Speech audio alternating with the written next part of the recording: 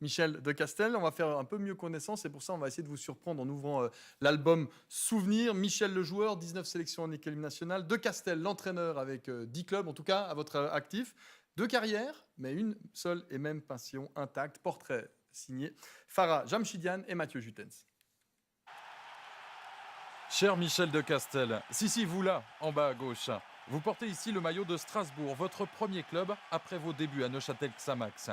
Et là, on vous voit avec Servette, avec qui vous gagnez la Coupe de Suisse en 84 et le championnat en 85. Cette fois, c'était de Castel. Goal de Castel, 3-0. À la fin des années 80, vous retournez à Neuchâtel pour remporter le championnat et terminer votre carrière de joueur où vous l'avez commencé. La reconversion en tant qu'entraîneur, c'est tout de même une chose à laquelle vous songez? Bien sûr, il y a longtemps que j'y songe. Vous faites vos premiers pas comme entraîneur à Colombier, Yverdon, Delémont et Sion, où vous remportez la Coupe de Suisse en 96. Tous les joueurs qui ont participé étaient formidables. Et même les jeunes qui n'ont pas participé, qui étaient sur la tribune et nous ont rendu service toute la saison. Je peux remercier tous les 20 joueurs du contingent. Ensuite, vous partez en Côte d'Ivoire, au Maroc et en Tunisie, où vous réussissez notamment 2 fois le doublé Coupe Championnat. C'est extraordinaire quand ça arrive comme ça. Pendant plus de 10 ans, vous enchaînez les trophées et vous vous sentez chez vous en Afrique. Bonjour. Il a un caractère qui s'adapte. Il est simple. Et surtout, je crois qu'il a une grande humilité. 2012, c'est le retour en Suisse. Après Sion, vous êtes à Neuchâtel depuis 2015, où vous bouclez la boucle avec cette récente promotion. Il est donc temps de refermer l'album.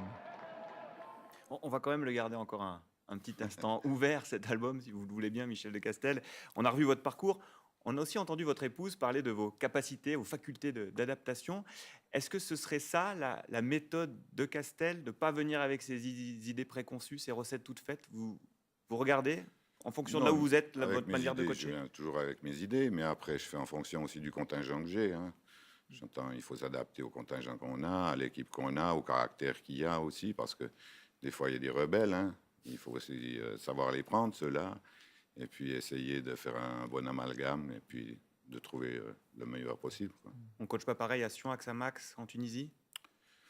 Non, c'est différent, quoi. C'est complètement différent. À Neuchâtel, bon... Je coach avec une liberté totale. À Sion, on connaît un petit peu. Elle est moins totale. Un petit peu moins totale, mais moi j'adore Christian quand même. J'aime bien les Christians, hein, Christian Bengli, Christian Constantin. Et puis à Neuchâtel, il faut reconnaître que j'ai un président qui est extraordinaire. Quoi. Vous aimez bien les Christians, vous aimez bien aussi l'Afrique, votre parcours oui. africain. 10 ans, qu'est-ce qui vous a titillé pour revenir? Vous aviez du succès là-bas dans les différents clubs? C'est après peut-être 2011, après un petit peu la révolution. Là.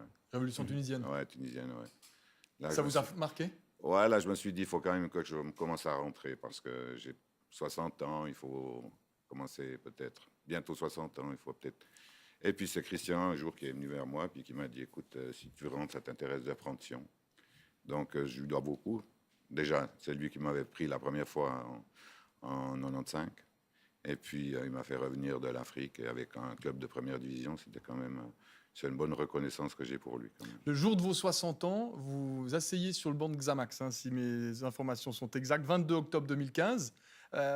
Vous êtes nommé entraîneur des Rouges et Noirs. C'est un club où vous avez été formé au départ. Donc forcément, c'est un club spécial pour vous, on peut le dire clairement. C'est mon club de cœur, hein, Neuchâtel. J'ai fait tous mes juniors, hein, des juniors C jusqu'aux réserves, parce que dans le temps, il y avait la réserve qui jouait. Après, j'ai passé en première équipe en 74 jusqu'en 79. Ensuite, après, je suis parti 2 ans à Strasbourg. Je suis reparti à Servette et puis j'ai fini ma carrière dans mon club, quoi. Donc, pour moi, c'était exceptionnel. Je dois dire aussi que, 2-3 fois, j'aurais pu reprendre le club, mais ça ne s'est jamais donné parce que j'avais un contrat à l'étranger. Donc, moi, je ne suis pas un gars qui veut couper les contrats comme ça. Et puis d'autres fois où j'avais pas de contrat, il y avait un entraîneur qui était nommé et puis c'était pas moi, puis voilà. Un club, vous le disiez, particulier pour vous, un club qui a tout vécu ou presque, l'euphorie sportive, la déchéance, la faillite, la reconstruction. On va revenir sur ces années rouges et noires avec John Nicolet et Jean-Marc Rossier.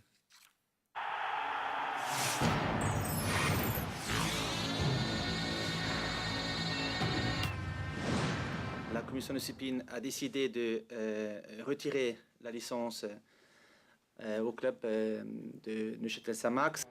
Nous sommes en janvier 2012 et ces quelques mots signifient la fin du club rouge et noir. 42 ans d'histoire balancés à la poubelle, la faute à cet homme, Boulat Chagaïev. Mégalomanie, dépenses folles, licenciements en tout jour, menaces, fraude. En 8 mois seulement, le repreneur tchétchène mène Neuchâtel-Xamax à la faillite, laissant derrière lui une ardoise de plus de 20 millions. Suivent alors 6 ans de purgatoire. Le club repart en 2e Ligue Inter puis s'associe avec Serrières pour devenir Neuchâtel-Xamax FCS. Christian Bingli dirige le club.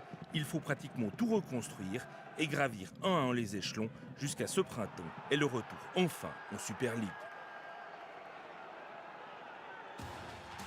Le rêve désormais est de retrouver la gloire passée, celle des années 80, qui a vu Neuchâtel-Xamax remporter 2 titres de champion en 1987 et 88.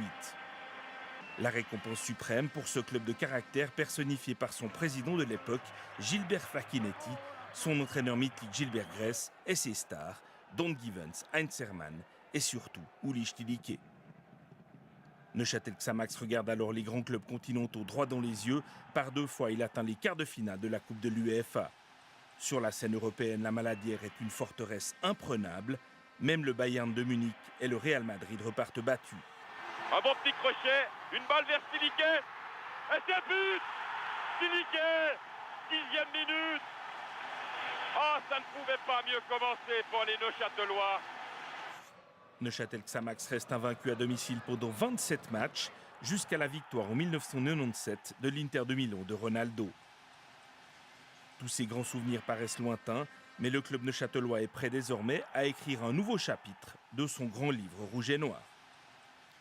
Est-ce que le plus dur est fait, remonter en Super League, ou il commence maintenant cette affaire? Je pense que le plus dur, c'est le maintien maintenant, hein, parce que c'est bien clair que ça va être difficile l'an prochain pour nous, on le sait. Surtout qu'on n'a pas des gros moyens, j'entends, on n'a pas une équipe qui peut aller acheter des joueurs à tort la rigole. Hein. On devra faire avec des joueurs qui sont en prêt, ou alors des joueurs qui sont en fin de contrat et qui sont libres. Mais le plus important, c'est de garder quand même cette ossature qu'on a, parce qu'on a vraiment un bon groupe là cette année, on a un super groupe. Et puis après, bon, c'est bien sûr qu'il va y avoir 1 ou 2 départs, mais il va y avoir 3-4 arrivées, hein, il ne va pas y avoir un changement total non plus. Et vous, surtout, vous avez décidé de rester à la tête de cette équipe de Neuchâtel-Xamax. On imagine que le téléphone a peut-être dû sonner avec votre saison et les saisons précédentes aussi plutôt réussies. Oui, j'ai eu des offres, mais Neuchâtel, je suis fidèle à mon président Bingli parce que je trouve que c'est vraiment un bel homme, quoi. C'est un homme qui a une passion, le football, Neuchâtel, et puis ce qu'il a fait de Neuchâtel en 6 ans, c'est quand même exceptionnel. Pour rester, vous avez demandé des moyens, des joueurs, un staff plus étoffé pour cette saison qui s'annonce en Super League? Non, on va faire avec les moyens qu'on a. On a un budget qui va être peut-être juste doublé, hein. Donc il va y avoir quand même quelques arrivées, quelques départs. Mais on va essayer de faire le mieux possible avec cette équipe-là qui mérite de jouer quand même en Super League avec l'année qu'elle a fait et puis même les 2-3 dernières saisons qu'elle a fait. C'est quand même extraordinaire ce qu'elle a fait. Qu'est-ce qu'on peut vous souhaiter, Michel de Castel? La Coupe d'Europe. Eh bien, volontiers. On vous suivra avec grand plaisir, Michel de Castel. Merci beaucoup, Fred, d'avoir été en direct. Merci aussi d'être venu. Bon vent, bonne fin de championnat et bonne saison prochaine en Super League. Merci beaucoup. Merci beaucoup à vous.